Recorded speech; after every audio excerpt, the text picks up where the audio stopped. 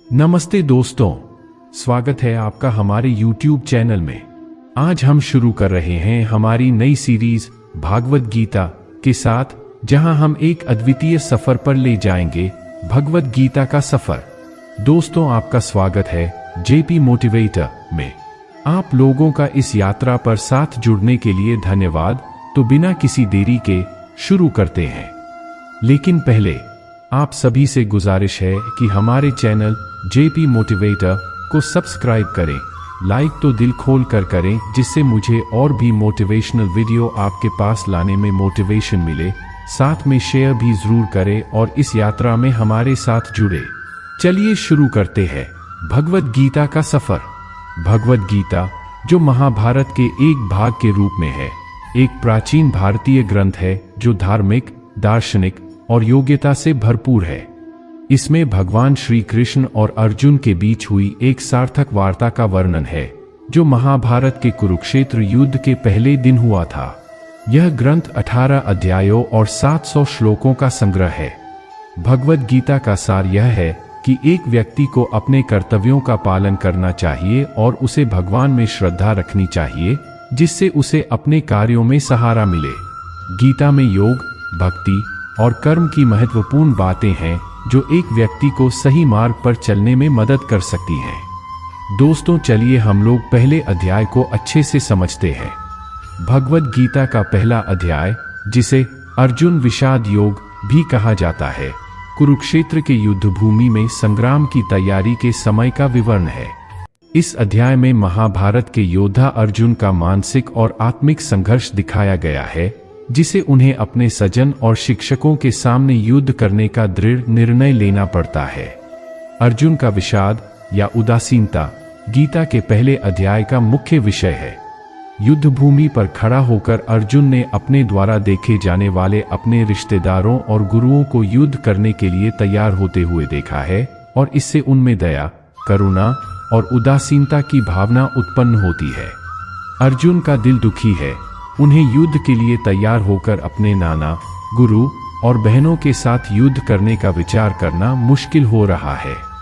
उन्हें यह भी दुखी कर रहा है कि उनके खुद के लोगों ने उनके साथ युद्ध के लिए खड़ा होने का निर्णय किया है। अर्जुन का मानसिक और आत्मिक संघर्ष उसके अंदर विस्तृत रूप से व्यक्त हो रहा है। इस अध्याय में भगवान श्री कृष्ण ने अर्जुन के दुख को समझकर उनके सामने युद्ध करने के लिए कारणों और युद्ध की आवश्यकता को समझाने का प्रयास किया है। भगवान ने कहा है कि जीवन में संघर्ष और कठिनाइयों से भाग नहीं लिया जा सकता, बल्कि उनका सामना करना चाहिए। युद्ध का धर्म उन्हें यह बताने का प्रयास किया गया कि कर्तव्य के पथ पर चलना ही जीवन का सबसे उच्च आदर्श है। भगवान ने यह भी बताया कि आत्मा अनादि है और अज्ञेय है, इसलिए उसे मारने वाला कोई नहीं है और न ही उसका नाश हो सकता है। इसलिए अर्जुन को युद्ध में योग्यता बनाए रखने के लिए उन्हें युद्ध के लिए समर्पित होने का सुझाव दिया गया। इस प्रकार भगवत गीता का पहला अध्याय एक महत्वपूर्ण संदेश देता है कि जीवन में आने वाली मुश्किलों और संघर्षों का सामना करना ही धर्म है। यह अर्जुन को योग्यता और साहस देने का प्रयास करता है और उसे उच्चतम मानवीय मूल्यों की ओर बढ़ने के लिए प्रेरित करता है। भगवत गीता का दूसरा अध्याय सांख्य योग या ज्ञान योग के रूप में जाना जाता है, और इसमें भगवान श्री कृष्ण ने अर्जुन को जीवन के उद्देश्य, कर्म और ज्ञान के महत्व के बारे में उपदेश दिया है। यह अध्याय जीवन में उद्देश्य प्राप्त करने के लिए एक मार्ग और उसकी प्राप्ति के लिए कुछ महत्वपूर्ण सिद्धांतों को विवरण करता है। दूसरे अध्याय में भगवान श्री कृष्ण ने अर्जुन से जीवन के महत्वपूर्ण पहलुओं पर ध्यान केंद्रित करने का प्रेरणा दिया है। उन्होंने बताया कि कर्मों का त्याग करना नहीं, बल्कि उन्हें सही तरीके से करना चाहिए और उनके फल की चिंता नहीं करनी चाहिए। भगवान ने कहा है कि कर्मफल का आसक्ति त्याग करके कर्म को निष्काम बनाना चाहिए, यानी कर्म करना चाहिए परंतु उसके फल की आसक्ति नहीं करनी चाहिए। भगवान ने अर्जुन को जीवन में कर्मों का महत्वपूर्ण स्थान बताया और कहा कि सच्चे जीवन का उद्देश्य कर्मों का सही तरीके से निर्वहन करना है। यह उन्हें यह सिखाता है कि कर्मों का सही रूप से प्रबंधन करना और उन्हें ईश्वर के लिए समर्पित करना ही जीवन का सही मार्ग है। भगवान ने अर्जुन को ज्ञान की महत्वपूर्णता के बारे में भी बताया है। उन्होंने कहा कि सही ज्ञान के बिना जीवन का सही मार्ग समझना संभव नहीं है। यह ज्ञान उन्हें आत्मा के असली स्वरूप की पहचान करने में मदद करता है और उन्हें जीवन के विभिन्न पहलुओं को सही दृष्टिकोण से देखने में मदद करता है। भगवान श्री कृष्ण ने जीवन के कारणों और उद्देश्य के प्रति अपने दृष्टिकोण को व्यक्त किया है और अर्जुन को सही मार्ग पर चलने के लिए प्रेरित किया है। उन्होंने बताया कि जीवन में सफलता प्राप्त करने के लिए उद्देश्य की प्राप्ति महत्वपूर्ण है और उसे प्राप्त करने के लिए सही कर्म करना चाहिए। इस अध्याय का एक उदाहरण यह है कि एक व्यक्ति जो अपने कर्मों में सही दृष्टिकोण लाता है और उन्हें ईश्वर के लिए समर्पित करता है, वह अपने जीवन में सफल होता है। एक शिक्षक जो अपने छात्रों को सीख और मूल्यों के साथ अच्छे नागरिक बनने का संदेश देता है, वह अपने कर्मों में सफल होता है और समाज में अच्छे प्रभाव को बढ़ावा देता है। उसका कर्म उसके उद्देश्य की प्राप्ति में सहायक होता है और उसे आत्मनिर्भर और संतुष्ट बनाता है। इस प्रकार भगवद गीता का दूसरा अध्याय जीवन के महत्वपूर्ण सिद्धांतों को समझाने में मदद करता है और व्यक्ति को सही राह पर चलने के लिए प्रेरित करता है। भगवद गीता का तीसरा अध्याय कर्मयोग के रूप में जाना जाता है, जिसमें भगवान श्री कृष्ण ने कर्म और भक्ति के माध्यम से आत्मा को परमात्मा से जोड़ने के उपायों का वर्णन किया है। इस अध्याय में मुख्यतः भगवान ने कर्मयोग की महत्वपूर्णता, निष्काम कर्म और ईश्वर के प्रति समर्पण के विषय में चर्चा की है। तीसरे अध्याय में भगवान ने कर्मयोग की महत्वपूर्ण सिद्धांतों को समझाया है। कर्मयोग का अर्थ है कर्मों में समर्पण और उन्हें ईश्वर के लिए करना। भगवान ने यह बताया है कि कर्मयोग से व्यक्ति अपने कर्मों को निष्काम बना सकता है, जिससे उसे बंधनों से मुक्ति मिलती है। भगवान ने यह भी स्पष्ट किया है कि कर्मयोग का अर्थ यह नहीं है कि कार्यों से बचना चाहिए, बल्कि उन्हें सही तरीके से करना चाहिए। निष्काम कर्म का सिद्धांत इसमें समाहित है, जिसका अर्थ है कि कर्म को भले ही अपने कर्तव्यों के लिए किया जाए, लेकिन उसके फल की चिंता नहीं की जाए। एक उदाहरण के रूप में एक समाज सेवी जो अपना समय और ऊर्जा समाज के लाभ के लिए समर्पित करता है, वह निष्काम कर्म का अनुसरण कर रहा है। उसने अपने कर्मों में सच्ची भावना और समर्पण दिखाया है, भले ही उसका मुख्य उद्देश्य स्वार्थ न हो, बल्कि समाज की सेवा हो। इससे वह अपनी आत्मा को आत्मा से जोड़ने का एक माध्यम बनाता है और उसे आत्मा के अद्वितीयता की अनुभूति होती है। तीसरे अध्याय में भगवान ने कर्मयोग के माध्यम से साधक को ईश्वर के साथ एकात्मता में पहुंचने का मार्ग दिखाया है। उन्होंने यह भी बताया है कि कर्मयोग से साधक अपने मन को निग्रहण करता है और कर्मों में समर्पित होकर आत्मा को पाने में सफल हो सकता है। इस अध्याय में भगवान श्री कृष्ण ने यह भी बताया है कि कर्मयोगी अपने कर्मों को भगवान के लिए समर्पित करता है, जिससे उसे अपने कर्मों के माध्यम से आत्मा का साक्षात्कार होता है। इससे उसे मोह, आसक्ति और कर्म बंधन से मुक्ति मिलती है। सारांशक रूप से भगवद गीता का तीसरा अध्याय कर्मयोग के माध्यम से आत्मा के अद्वितीयता की प्राप्ति के लिए सही दिशा दिखाता है। यह जीवन को सही दृष्टिकोण से देखने, सही कर्म करने और ईश्वर के साथ एकात्मता में पहुंचने का मार्ग प्रशिक्षित करता है। भगवद गीता का चौथा अध्याय ज्ञान कर्म संन्यास योग जीवन के महत्वपूर्ण मुद्दों पर बात करता है, जिसमें भगवान श्री कृष्ण ने ज्ञान और कर्म के सही समन्वय के बारे में विवेचना की है। इस अध्याय में जीवन में सही दिशा में आगे बढ़ने के लिए ज्ञान और कर्म के महत्वपूर्ण सिद्धांतों का प्रदर्शन होता है।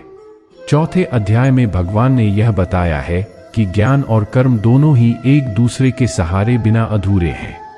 ज्ञान के बिना कर्म अधूरा रहता है और कर्म के बिना ज्ञान अधूरा है। ज्ञान के माध्यम से ही कर्म को सही दृष्टिकोण से समझा जा सकता है और कर्म के माध्यम से ही ज्ञान को अमल में लाया जा सकता है। भगवान ने यह भी बताया है कि ज्ञान और कर्म में सही संतुलन बनाए रखने के लिए आत्मा को ईश्वर में समर्पित करना चाहिए। जब व्यक्ति अपने कर्मों को भगवान के लिए करता है और उन्हें ईश्वर के समर्पण में करता है, तो उसे कर्मयोगी बनाने में सफलता मिलती है। चौथे अध्याय का एक उदाहरण यह है कि एक व्यापारी जो अपना व्यापार ईमानदारी से चलाता है और अपने कर्मों में निष्काम भावना बनाए रखता है, वह एक कर्मयोगी हो सकता है।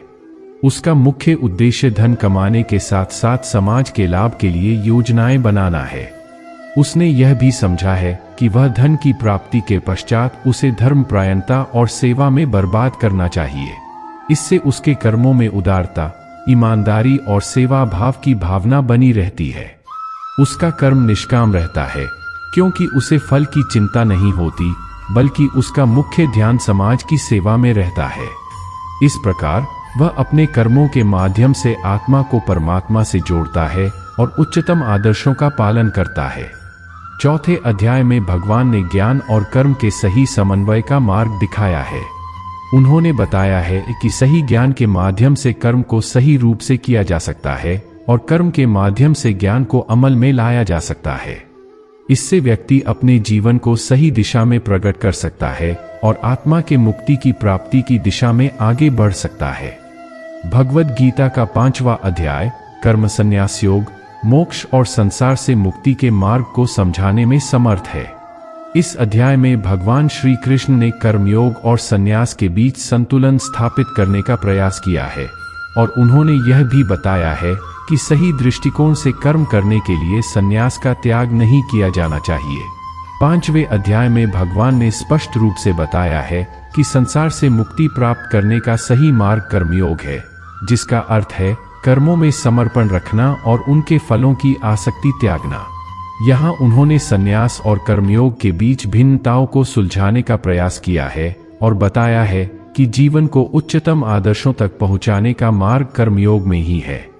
भगवान ने बताया है कि संन्यास और कर्मयोग यदि सही रूप से समझे जाएं, तो एक ही उद्देश्य की ओर बढ़ते हैं और दोनों ही एक दूसरे को पूरक बना सकते हैं। यदि व्यक्ति संसार में कर्म करने का उत्साह रखता है और उसे निष्काम भाव से करता है, तो वह सन्यासी की तरह ही समर्थ हो सकता है। इसे समझाने के लिए हम एक उदाहरण पर ध्यान केंद्रित कर सकते हैं। एक व्यक्ति जो वृत्ति रूप से एक कारखाने वाला होता है, वह अपने कारखाने को बड़ा और सफल बनाने के लिए प्रतिबद्ध रहता है। उसने एक दिन अपने कर्मों में निष्काम भावना और ईश्वर के प्रति समर्पण का निर्णय किया। उसने यह समझा कि अगर वह अपने कारखाने को सिर्फ धन कमाई के लिए नहीं, बल्कि समाज के लाभ के लिए भी चलाएगा, तो उसका कर्म सही मार्ग में होगा। उसने यह भी समझा कि उसे कर्मफल की चिंता नहीं करनी चाहिए, क्योंकि फल का अधिकार केवल ईश्वर का है। उसने अपने कार्यों को निष्काम रूप से करना शुरू किया और उन्हें भगवान के सामर्थ्य में समर्पित किया।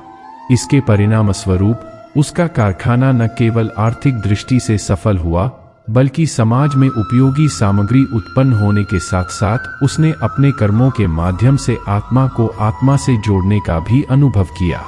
उसका उदार कार्य क्षेत्र ने समाज में सद्गुण हेतु सहायक सिद्ध किया और उसका आत्मा संसार से मुक्त होकर ईश्वर के साथ एकात्मता में पहुंच गई। इस प्रकार भगवद गीता के 5वें अध्याय ने हमें यह सिखाया है कि सही दृष्टिकोण और सही भावना के साथ कर्म करने से ही जीवन को सही दिशा में पहुंचाया जा सकता है और संसार से मुक्ति प्राप्त हो सकती है। भगवद गीता का 6वां अध्याय आत्मसंयम योग, आत्मनिग्रह और इंद्रियों के वशीकरण के माध्यम से आत्मा को प्राप्त करने के लिए एक साधक को मार्गदर्शन करता है। इस अध्याय में भगवान श्री कृष्ण ने आत्मसंयम के महत्वपूर्ण सिद्धांतों को समझाया है और इंद्रियों की निग्रह के माध्यम से मन को शांति में लाने के लिए कुछ आचार्यों की कथाएं बताई हैं। 6ठे अध्याय में भगवान ने आत्मसंयम के महत्वपूर्ण तत्वों पर जोर दिया है। आत्मसंयम का अर्थ है अपने मन, इंद्रियों और शरीर को निग्रहित करना ताकि आत्मा को अपनी अद्वितीयता में पहचाना जा सके। यहाँ भगवान ने इंद्रियों के वशीकरण और मन के निग्रह के माध्यम से आत्मा के प्राप्ति की महत्वपूर्णता को बताया है। आत्मसंयम में सफलता प्राप्त करने का एक उदाहरण लेते हैं। एक योगी जो अपने जीवन में आत्मसंयम की प्राप्ति करना चाहता है, वह अपने दिनचर्या में योग और ध्यान का समय निर्धारित करता है। उसने अपने इंद्रियों को वश में करने के लिए नियमित रूप से ध्यान और योगाभ्यास किया है। उसने भोजन को संयमित रखा और अपने मन को विचारशीलता और ध्यान के माध्यम से निग्रहित किया। इस प्रकार उसने अपनी इंद्रियों को नियंत्रित करने और मन को शांति में लाने के लिए आत्मसंयम प्राप्त किया। भगवान ने इस अध्याय में कहा है कि जो व्यक्ति आत्मसंयम में सफल होता है वह जीवन के हर पहलुओं में समता की भावना बनाए रखता है। उसके लिए सुख और दुख, लाभ और हानि, सम्मान और अपमान सभी एक समान होते हैं। ऐसा व्यक्ति आत्मा के स्वरूप को समझता है और उसे हर पल में अपना देखता है। इस अध्याय में भगवान ने यह भी बताया है कि आत्मसंयम के माध्यम से आत्मा को प्राप्त करने के लिए विभिन्न योगाभ्यासों का अभ्यास करना चाहिए। इसमें आसन, प्राणायाम, ध्यान और समाधि जैसे योगाभ्यासों का समर्पण शामिल है। ये योगाभ्यास आत्मनिग्रह में सहायक होते हैं और व्यक्ति को आत्मा की प्राप्ति में मदद करते हैं। इस प्रकार छठे अध्याय ने हमें आत्मसंयम के महत्वपूर्ण तत्वों को समझाया है और साधकों को आत्मा की प्राप्ति के लिए सही मार्ग प्रदान किया है। आत्मसंयम के माध्यम से ही व्यक्ति अपनी अंतरात्मा को जान सकता है और आत्मा के मुक्ति की प्राप्ति हो सकती है। भगवद गीता का 7वां अध्याय ज्ञान विज्ञान योग जीवन के असली तत्व और आत्मा के महत्वपूर्ण सिद्धांतों को समझाने का कार्य करता है। इस अध्याय में भगवान श्री कृष्ण ने संसार के विषय में साक्षात्कार के माध्यम से आत्मा की अद्वितीयता का बोध कराया है और सच्चे ज्ञान की प्राप्ति के लिए कुछ मार्गदर्शन दिया है। 7वें अध्याय में भगवान ने जीवन के मूल तत्वों को समझाने के लिए एक अलग दृष्टिकोण प्रस्तुत किया है, जिसमें सत्य, असत्य और जीवन की अनित्यता की बातें बताई गई हैं। इस अध्याय का सबसे महत्वपूर्ण भाग सत्य के आवश्यकता की चर्चा है। भगवान कहते हैं कि सत्य को जानकर ही व्यक्ति अद्वितीय आत्मा को समझ सकता है। यहाँ एक उदाहरण के माध्यम से सत्य की अद्वितीयता को समझने का प्रयास करते हैं। एक गुरुकुल में पढ़ाई कर रहे एक छात्र ने गुरु से सत्य के बारे में सोचने को कहा। गुरु ने उससे कहा, तुम इस पेड़ को छोड़कर कहीं भी जाओ और एक मिट्टी का टुकड़ा लेकर आओ। छात्र ने गुरु की आज्ञा का पालन करते हुए मिट्टी का टुकड़ा लेकर आया। गुरु ने उससे कहा, अब इस मिट्टी को पूरे जगह फैला दो।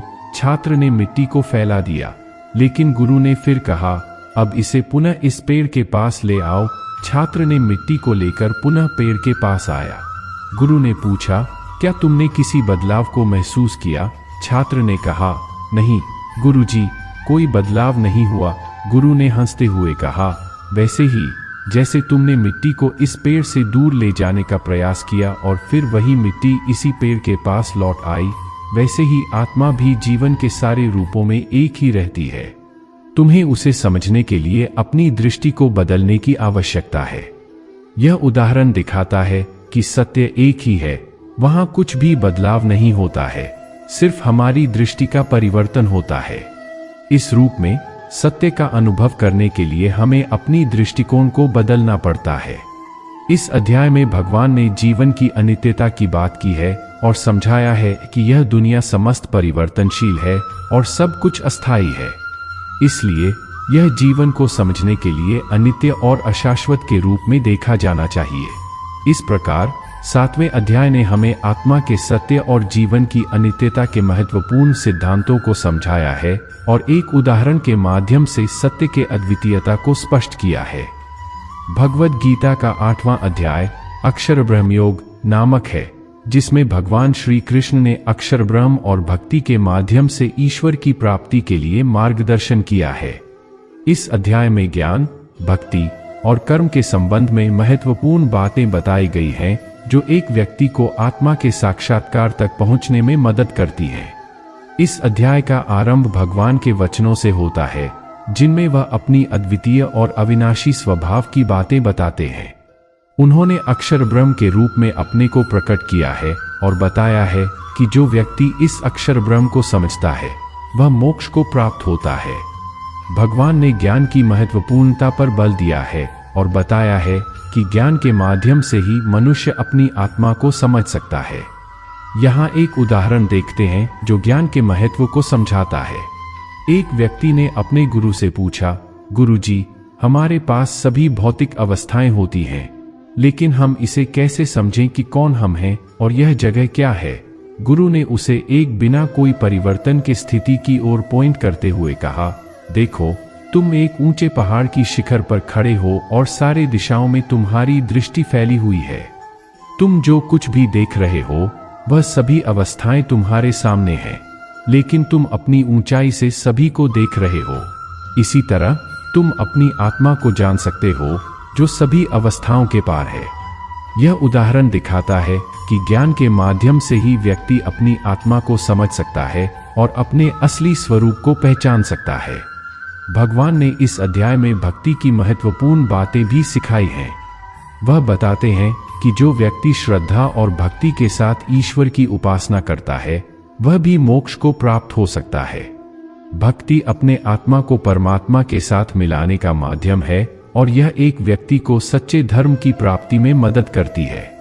इस अध्याय के माध्यम से भगवान ने ज्ञान, भक्ति और कर्म के मेलजोल का मार्गदर्शन किया है और यह दिखाया है कि इन तीनों के संबंध में सही समंजन के माध्यम से व्यक्ति अपने अद्वितीय आत्मा को पहचान सकता है और ईश्वर की प्राप्ति की ओर बढ़ सकता है।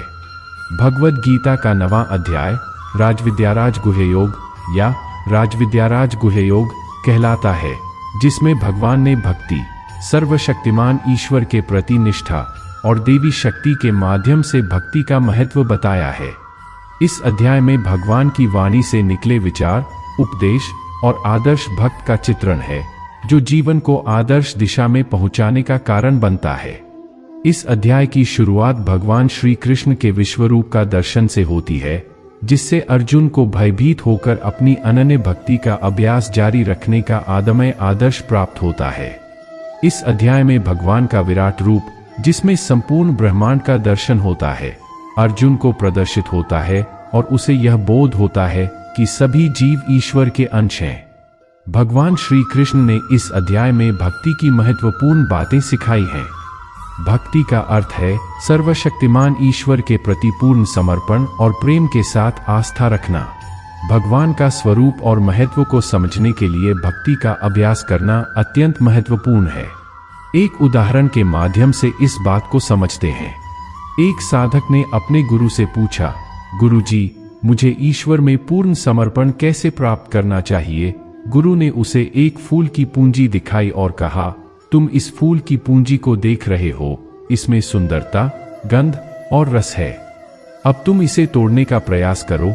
साधक ने कई बार प्रयास किया, लेकिन फूल नहीं टूटा। गुरु ने हंसते हुए कहा, देखो, जब तुम पूरी ईमानदारी से और पूर्ण भक्ति के साथ समर्पण के साथ ईश्वर में अपना मन और आत्मा समर्पित करोगे, तब तुम्हारा समर्पण ईश्वर तक पहुंचेगा, जैसे यह फूल मेरे सामने स्थिर रहता है। भगवान ने भक्ति के माध्यम से सच्चे परमात्मा की प्राप्ति का मार्ग दिखाया है और यह बताया है कि ईश्वर में पूर्ण समर्पण करने से ही मोक्ष की प्राप्ति हो सकती है।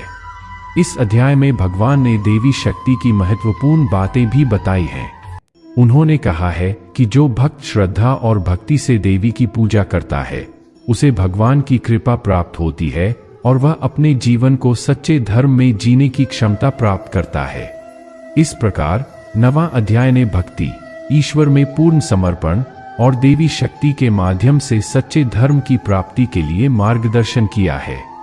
यह अध्याय भक्ति मार्ग को आत्मनिवेदन और समर्पण के साथ चलने का आदमय उदाहरण प्रदान करता है और व्यक्ति को आत्मा के साक्षात्कार की प्राप्ति में मदद करता है। भगवद गीता का 10वां अध्याय विभूति योग या दिव्य विभूति योग कहा जाता है, जिसमें भगवान ने अपनी विभूतियों के माध्यम से अपना विश्वरूप दिखाया है और उनकी अनंत करुणा और दया का वर्णन किया है। इस अध्याय के माध्यम से भगवान का परम शक्तिमान रूप और उनकी अद्भुत विभूतियां जो कि संपूर्ण ब्रह्मांड को व्याप्त करने वाली हैं, का बखान किया गया है। 10वें अध्याय की शुरुआत भगवान श्री कृष्ण के विश्वरूप के दर्शन से होती है, जो अर्जुन को विस्मित करता है और उसके चित्त को दिव्य भावना से भर देता है।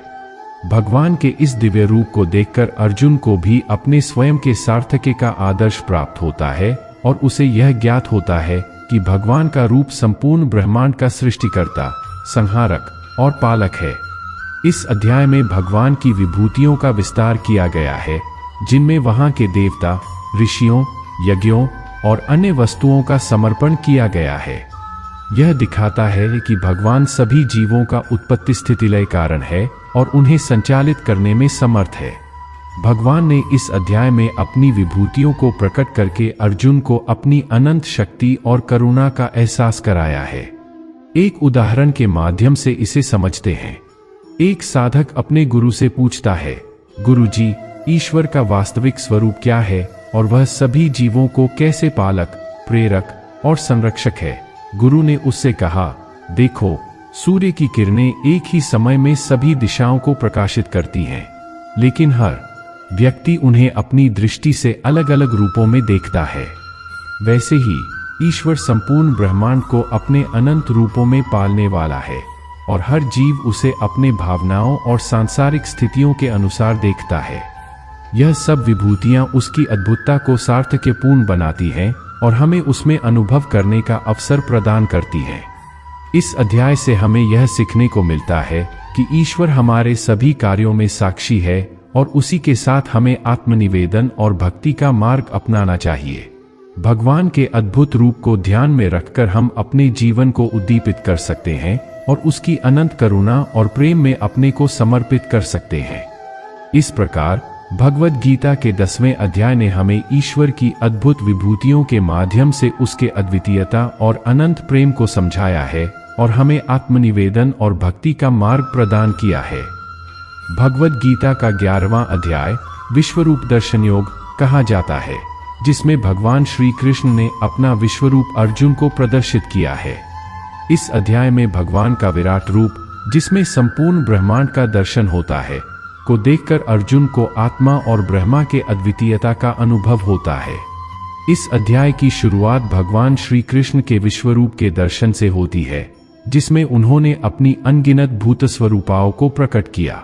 यह रूप संपूर्ण ब्रह्मांड का विस्तार है और इसमें संपूर्ण जगत का सृष्टि स्थितिलय होता है।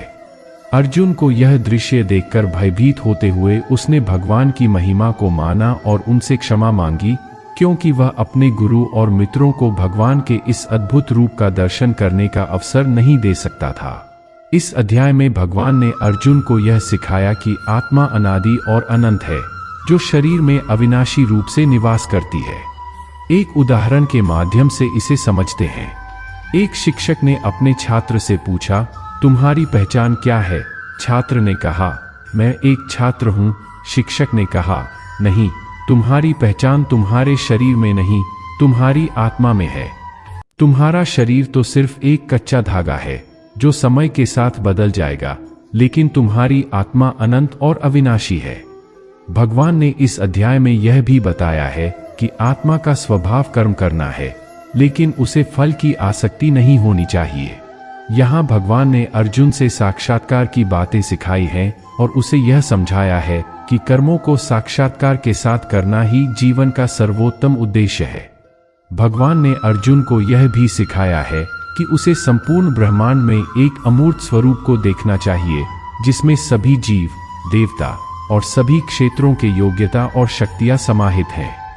इससे भगवान की अद्वितीयता और संपूर्णता का अनुभव होता है और भक्त को भगवान में पूर्ण समर्पण का अवसर मिलता है। इस प्रकार 11वां अध्याय भगवद गीता का एक महत्वपूर्ण अध्याय है, जो आत्मा का अद्वितीयता और ईश्वर में समर्पण की महत्वपूर्ण बातें सिखाता है।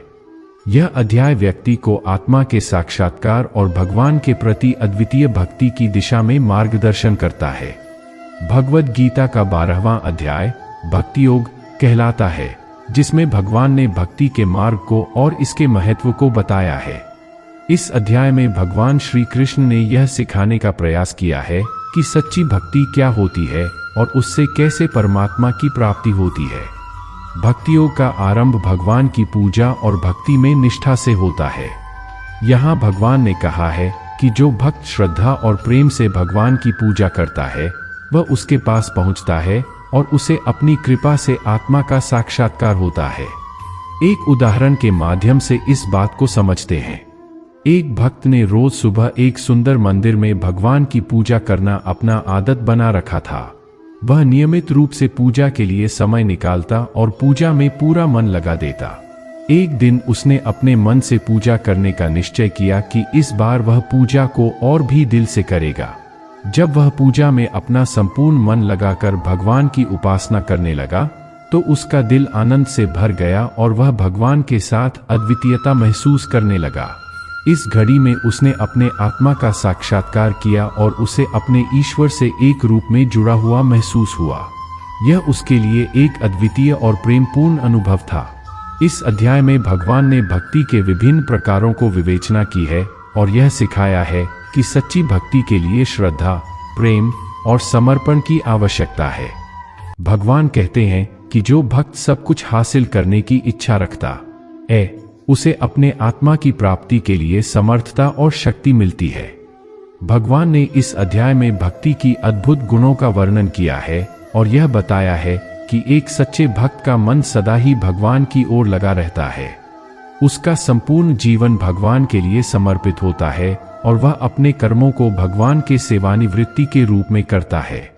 इस प्रकार 12वां अध्याय हमें भक्ति के महत्वपूर्ण सिद्धांतों को समझाता है और यह दिखाता है कि सच्ची भक्ति के माध्यम से ही परमात्मा की प्राप्ति हो सकती है। यह अध्याय भक्ति मार्ग की महत्वपूर्ण बातें सिखाकर हमें अपने जीवन को धार्मिकता और भक्ति की दिशा में मोड़ने का प्रेरणा देता है। भगवद गीता का 13वां अध्याय क्षेत्र क्षेत्रज्ञ विभाग योग कहलाता है, जिसमें भगवान ने क्षेत्र और क्षेत्रज्ञ के विभाग का विवेचन किया है। इस अध्याय में भगवान ने जीवात्मा और परमात्मा के बीच के अंतर को समझाने का प्रयास किया है और इसे विवेचना के माध्यम से स्पष्ट करने का प्रयत्न किया है। क्षेत्र क्षेत्रज्ञ विभाग योग का आरंभ भगवान के वचनों के माध्यम से होता है, जिनमें वे भूतों, जीवों और प्रकृति के संबंध में बताते हैं। भगवान श्री कृष्ण ने कहा है कि यह शरीर क्षेत्र है और जो शरीर का अंत करने वाला है वह क्षेत्रज्ञ कहलाता है। यहाँ क्षेत्र का मतलब है शरीर और क्षेत्रज्ञ का मतलब आत्मा है। एक उदाहरण के माध्यम से इसे समझते हैं। एक व्यक्ति अपनी खेती के लिए एक खेत में काम कर रहा है। उसने खेत को अच्छे से तैयार किया है, बीज बोए हैं और पौधों का सही से ध्यान रखा है। खेत के सभी ऊपरी और निचले परिसरों को वह ध्यानपूर्वक देखता है और उन्हें अच्छे से संरक्षित रखने का प्रयास करता है। इसके बावजूद वह अपने आत्मा के साक्षात्कार के लिए समर्पित है और उसकी उच्च स्थिति से प्रेरित होकर वह सभी कार्यों को नियमित रूप से करता है। इस तरह वह खेत को एक क्षेत्र और खेती करने वाले को अपनी आत्मा को प्रबंधित करने वाले क्षेत्रज्ञ के रूप में देखता है। भगवान ने इस अध्याय में आत्मा के नित्य स्वभाव और इसके अद्वितीयता की महत्वपूर्ण बातें बताई हैं। आत्मा का अंत नहीं होता, वह नित्य है और उसे शस्त्रों या आग में नहीं जला सकता कोई कुछ नहीं कर सकता है। यह अद्वितीय, अविकारी, अचल और अनादि है। इसके पारमार्थिक स्वरूप की प्राप्ति के लिए व्यक्ति को आत्मनिवेदन और आत्मज्ञान की प्राप्ति करनी चाहिए। भगवान ने इस अध्याय में जीवात्मा की स्वभाव और इसके संबंध में विवेचना की है। वे कहते हैं कि जीवात्मा इस शरीर में आत्मा के रूप में विराजमान है और इसके सभी कर्म और अनुभव उसी से होते हैं। इसके साथ ही जीवात्मा को परमात्मा के साथ एकता में प्राप्त करने के लिए भक्ति और ध्यान का मार्ग बताया गया है। इस प्रकार 13वां अध्याय हमें आत्मा और शरीर के बीच के अंतर को समझाने का प्रयास करता है और यह सिखाता है कि आत्मा अद्वितीय, अनंत और अविनाशी है। यह अध्याय आत्मनिवेदन और साक्षात्कार की दिशा में हमें मार्गदर्शन करता है और भक्ति और ध्यान के माध्यम से परमात्मा के साथ एकात्मता में पहुंचने की महत्वपूर्ण बातें सिखाता है। भगवद गीता का 14वां अध्याय श्रद्धात्रय विभाग योग कहलाता है, जिसमें भगवान श्री कृष्ण ने श्रद्धा, भक्ति और निष्ठा की महत्वपूर्ण बातें बताई हैं। इस अध्याय में भगवान ने श्रद्धा के विभिन्न प्रकारों को और इसके महत्व को विवेचना की है। श्रद्धात्रय विभाग योग का आरंभ भगवान के वचनों से होता है, जहां उन्होंने श्रद्धा का विभाजन किया है। श्रद्धा का मतलब होता है आत्मा को परमात्मा में पूर्ण समर्पण करना और उसके प्रति अनन्य भक्ति रखना। भगवान ने यहाँ 3 प्रकार की श्रद्धा की बात की है: सात्विक, राजसिक और तामसिक।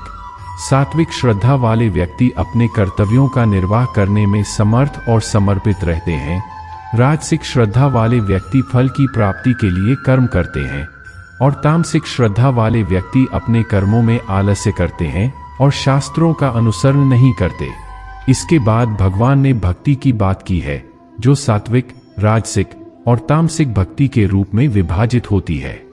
सात्विक भक्ति में भक्त ईश्वर के प्रति पूर्ण समर्पण रखता है। राजसिक भक्ति में फल की प्राप्ति के लिए भक्ति करता है और तामसिक भक्ति में भक्त ईश्वर के प्रति अकेलापन और अपने इच्छाओं की पूर्ति के लिए भक्ति करता है। एक उदाहरण के माध्यम से इसे समझते हैं। एक सात्विक भक्त जो निस्वार्थ भाव से भगवान की पूजा करता है, वह अपने कर्तव्यों का पालन करता है और अन्यों के प्रति करुणा और दया भाव रखता है।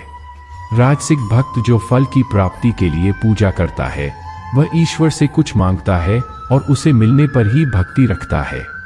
तामसिक भक्त जो अपने स्वार्थ के लिए भगवान की पूजा करता है, वह अपने इच्छाओं की पूर्ति के लिए ईश्वर की उपासना करता है, लेकिन उसकी भक्ति में आत्मग्लानि नहीं होती। अंत में भगवान ने निष्ठा की महत्वपूर्णता की बात की है। निष्ठा यानी स्थिर और प्रतिबद्ध भक्ति सब प्रकार की श्रद्धा और भक्ति की श्रेष्ठता है। निष्ठायुक्त भक्त को ईश्वर में पूर्ण विश्वास होता है और वह सभी परिस्थितियों में समान भाव से रहता है। उसकी भक्ति में अनन्यता होती है और वह ईश्वर के साथ सच्ची समर्पण भावना रखता है। इस प्रकार 14वां अध्याय हमें श्रद्धा, भक्ति और निष्ठा के माध्यम से साधने वाले धार्मिक और ईश्वरीय मूल्यों की महत्वपूर्णता को समझाता है। यह अध्याय हमें सच्चे भक्ति के लक्षण और उसके फलों की महत्वपूर्ण बातें सिखाता है, जो व्यक्ति को आत्मा के साक्षात्कार में पहुंचा सकता है। 15वां अध्याय, जिसे परमहंस योग भी कहा जाता है, भगवद गीता का एक महत्वपूर्ण अध्याय है, जो आत्मज्ञान और भक्ति के माध्यम से परमात्मा की प्राप्ति की महत्वपूर्ण बातें बताता है। इस अध्याय में भगवान श्री कृष्ण ने अपने परमात्मा स्वरूप और उसके प्राप्ति के मार्ग का वर्णन किया है। 15वां अध्याय का आरंभ भगवान के वचनों से होता है, जहां वे आत्मा के स्वरूप और परमात्मा के साथ एकता की बातें बताते हैं। भगवान ने यह सिखाने का प्रयास किया है कि आत्मा अविनाशी और शरीर से अभिभूत नहीं होती और यह नित्य और अनंत है। इस अध्याय में भगवान श्री कृष्ण ने यह भी बताया है कि भक्ति और ज्ञान का एक संतुलित समन्वय होना चाहिए। यहाँ भगवान ने अपने परमात्मा स्वरूप का विस्तार से वर्णन किया है और यह सिखाया है कि आत्मा शरीर के परमात्मा में एकीकृत हो सकती है। एक उदाहरण के माध्यम से इसे समझते हैं। एक योगी ने अपने ध्यान और साधना के माध्यम से अपनी आत्मा का साक्षात्कार करने का प्रयास किया। उसने ध्यान के माध्यम से अपने मन को शांत किया और अपनी आत्मा की ओर मोड़ा। उसने आत्मा में परमात्मा का प्रत्यक्ष अनुभव किया और उसे एक अद्वितीय, अनंत और अविनाशी शक्ति माना। इस अनुभव से उसे शांति और आनंद की अद्वितीय अनुभूति हुई और उसने जगत के समस्त भेदों को दूर कर एकता में पहुंचने का एहसास किया। 15वां अध्याय में भगवान ने ज्ञानयोग के माध्यम से आत्मा का अद्वितीयता और परमात्मा के साथ एकीकृतता का सिद्धांत बताया है। यहाँ भगवान ने यह भी सिखाया है कि आत्मा को ज्ञान और भक्ति के संयम के माध्यम से परमात्मा के साथ संबंध स्थापित करना चाहिए। इस अध्याय के माध्यम से हमें यह बोध होता है कि आत्मा का अद्वितीय स्वरूप सिद्ध होना चाहिए और हमें संसार में होने वाली विभिन्न धार्मिकताओं को पारंपरिक और सांस्कृतिक परिभाषाओं से परिभाषित करना चाहिए। आत्मा को परमात्मा के साथ एकीकृत करने के लिए ज्ञान और भक्ति के मार्ग का अनुसरण करना चाहिए। समाप्त में 15वां अध्याय भगवान के उद्दीपना रूप में हमें आत्मा और परमात्मा के साक्षात्कार की महत्वपूर्णता को समझाता है और यह सिखाता है कि सच्चा धर्म आत्मज्ञान और परमात्मा के साथ संबंध स्थापित करने में है। 16वां अध्याय, जिसे दैवासुर संपद विभाग योग भी कहा जाता है, भगवद गीता का एक महत्वपूर्ण अध्याय है, जो दैवी संपदा और असुरी संपदा के बीच विभाजन की बातें करता है।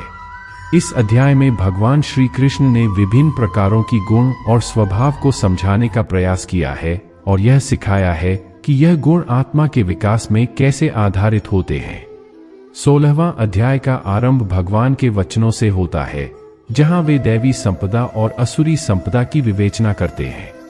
भगवान ने यह सिखाया है कि दैवी संपदा वाले व्यक्ति ज्ञान, भक्ति, त्याग और शांति की प्राप्ति के लिए कार्य करते हैं, जबकि असुरी संपदा वाले व्यक्ति अहंकार, क्रोध, दंभ और अनृत के माध्यम से विघ्न डालते हैं। दैवी संपदा का एक उदाहरण लेते हैं। एक दैवी संपदा वाला व्यक्ति जो निस्वार्थ भाव से ज्ञान और भक्ति में रुचि रखता है, वह अपने कर्तव्यों का निर्वाह करता है और उसके जीवन में शांति और संतुलन होता है। वह अन्यों के प्रति करुणा और दया भाव रखता है और अपनी सफलता को आत्मा के साक्षात्कार में मापता है। असुरी संपदा का उदाहरण भी लेते हैं। एक असुरी संपदा वाला व्यक्ति जो अहंकार, असत्य और दंभ की ओर मुड़ा होता है, वह अपने स्वार्थ के लिए किसी भी माध्यम से अपनी प्राप्ति के लिए काम करता है और अन्यों को ठगने का प्रयास करता है। इसके परिणाम स्वरूप उसका जीवन असंतुलित, अशांत और अधर्मपूर्ण होता है। इस अध्याय में भगवान ने यह भी बताया है कि यह गुण आत्मा के विकास में कैसे आधारित होते हैं और आत्मा को कैसे इन गुणों से पारंपरिक और सांस्कृतिक परिभाषाओं से परिभाषित करना चाहिए। भगवान ने सिखाया है कि यह गुण केवल शरीर और मन के गुण नहीं होते, बल्कि ये आत्मा को भी प्रभावित करते हैं और आत्मा को विकसित करने में सहायक हो सकते हैं। समाप्त में 16वां अध्याय हमें यह सिखाता है कि दैवी संपदा के गुणों का अनुसरण करने से आत्मा का समृद्धि, सम्मान और सच्चा उत्कृष्टता हो सकता है, जबकि असुरी संपदा के गुणों का अनुसरण करने से आत्मा असमृद्धि, अपमान और नीचता की दिशा में जा सकती है। 17वां अध्याय, जिसे श्रद्धात्रय विभाग योग भी कहा जाता है, भगवद गीता का एक और महत्वपूर्ण अध्याय है जो भक्ति, ज्ञान और कर्म के साथ श्रद्धा की महत्वपूर्णता पर बातें करता है। इस अध्याय में भगवान ने यह सिखाया है कि श्रद्धा का होना कितना महत्वपूर्ण है और यह कैसे भक्ति, ज्ञान और कर्म में सफलता की कुंजी है। 17वां अध्याय का आरंभ भगवान के वचनों से होता है, जहां उन्होंने श्रद्धा को 3 प्रकारों में विभाजित किया है: सात्विक, राजसिक और तामसिक। यहाँ श्रद्धा का मतलब है आत्मा को परमात्मा में समर्पित करना और उसके प्रति अनन्य भक्ति रखना। सात्विक श्रद्धा वाले व्यक्ति अपने कर्तव्यों का निर्वाह करने में समर्थ और समर्पित रहते हैं। राजसिक श्रद्धा वाले व्यक्ति फल की प्राप्ति के लिए कर्म करते हैं और तामसिक श्रद्धा वाले व्यक्ति अपने कर्मों में आलस्य करते हैं और शास्त्रों का अनुसरण नहीं करते। इसके बाद भगवान ने भक्ति की बात की है, जो सात्विक, राजसिक और तामसिक भक्ति के रूप में विभाजित होती है। सात्विक भक्ति में भक्त ईश्वर के प्रति पूर्ण समर्पण रखता है, राजसिक भक्ति में फल की प्राप्ति के लिए भक्ति करता है और तामसिक भक्ति में भक्त ईश्वर के प्रति अकेलापन और अपने इच्छाओं की पूर्ति के लिए भक्ति करता है। इस अध्याय में भगवान ने ज्ञान योग, कर्मयोग और भक्ति योग की महत्वपूर्ण बातें बताई हैं। इसमें यह सिखाया गया है कि ये तीनों मार्ग सच्चे आत्मा के साक्षात्कार की दिशा में एक साथ कार्य कर सकते हैं। एक व्यक्ति को अपने कर्मों में निर्दिष्ट फलों की प्राप्ति की आकांक्षा किए बिना और निष्काम भाव से कर्म करने की आदत होनी चाहिए। इससे उसकी भक्ति में सहजता आती है और वह अपने कर्मों में आत्मा को परमात्मा के साथ मिला सकता है। एक उदाहरण के रूप में, एक व्यक्ति जो अपने कर्मों में ईश्वर का साक्षात्कार करना चाहता है, वह निष्काम भाव से सेवा का कार्य करता है। उसका कर्म समाज में सहायक होता है और वह भगवान के प्रति अपनी श्रद्धा और समर्पण को दिखाता है। उसका मानवता में योगदान और समर्थन उसे अपने आत्मा के साक्षात्कार की दिशा में आगे बढ़ने में मदद करता है। समाप्त में 17वां अध्याय हमें श्रद्धा की महत्वपूर्णता को समझाता है और यह सिखाता है कि भक्ति, ज्ञान और कर्म के संयम से एक सुखमय और सत्यवादी जीवन कैसे जी सकता है। 18वां अध्याय, जिसे दैवासुर संपद विभाग योग भी कहा जाता है, भगवद गीता का एक महत्वपूर्ण अध्याय है जो मन, बुद्धि और आत्मा की विचारशीलता, संयम और निग्रह की बातें करता है। इस अध्याय में भगवान श्री कृष्ण ने दैवी संपदा और असुरी संपदा के बारे में विस्तार से बताया है और यह सिखाया है कि अच्छे गुणों को अपनाकर आत्मा को कैसे उन्नत बनाया जा सकता है। अध्याय का आरंभ भगवान के वचनों से होता है, जहां उन्होंने दैवी संपदा और असुरी संपदा की विवेचना की है। इस अध्याय में दैवी संपदा का वर्णन भगवान के अनुग्रह से होता है, जिसमें सत्य, तपस्या, दान, अहिंसा, क्षमा और आत्मसमर्पण जैसे गुणों का समाहार किया गया है। ये गुण आत्मा के विकास में सहायक होते हैं और उसे आत्मा के साक्षात्कार की दिशा में आगे बढ़ने में मदद करते हैं। आत्मा को नियंत्रित करने की तकनीकों को समझाने के लिए भगवान ने मन, बुद्धि और आत्मा के बारे में चर्चा की है। वह बताते हैं कि मन को संयमित करने के लिए व्यक्ति को प्रतिदिन ध्यान और धारणा का अभ्यास करना चाहिए।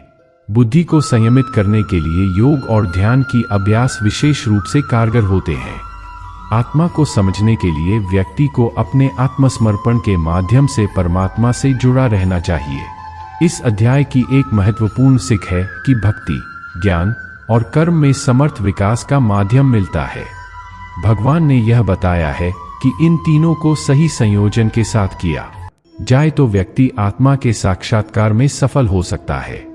यह सिखाता है कि कर्मयोग, ज्ञान योग और भक्ति योग को एक संतुलित तरीके से अपनाकर व्यक्ति अपने आत्मा के साथ परमात्मा के साक्षात्कार में सफल हो सकता है। इस अध्याय का सिद्धांत यह है कि आत्मा को अच्छे गुणों का संचय करना चाहिए ताकि उसे अपने विकास की दिशा में सही राह मिल सके। यह बताता है कि सच्ची आत्मिक उन्नति के लिए आत्मा को संयमित और नीतिपूर्वक कार्य करना चाहिए, जिससे उसे आत्मा के अद्वितीयता का अनुभव हो सके। एक उदाहरण के रूप में, एक व्यक्ति जो सच्ची आत्मिक उन्नति का मार्ग अपनाता है, वह नियमित योग और ध्यान का अभ्यास करता है। उसने अपने मन को संयमित रखने के लिए योग और ध्यान का सही तरीके से अभ्यास किया है और वह अपने कर्मों में निष्काम भाव से कार्य करता है। इससे उसका मानवता में योगदान और समर्थन उसे अपने आत्मा के साक्षात्कार की दिशा में आगे बढ़ने में मदद करता है। समाप्त में 18वां अध्याय आत्मा के उद्दीपना रूप में विचारशीलता, संयम और निग्रह की महत्वपूर्णता को समझाता है और यह सिखाता है कि यह गुण आत्मा को उसके विकास में कैसे सहायक हो सकते हैं।